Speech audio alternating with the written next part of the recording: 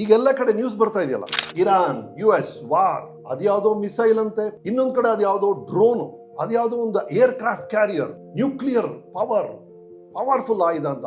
ಇದೆಲ್ಲದಕ್ಕಿಂತ ಒಂದು ಆಯುಧ ಇದೆ, ಯಾವುದು ಅಂತ ಹರಿದಾಸರು ಹಾಡಿದ್ದಾರೆ.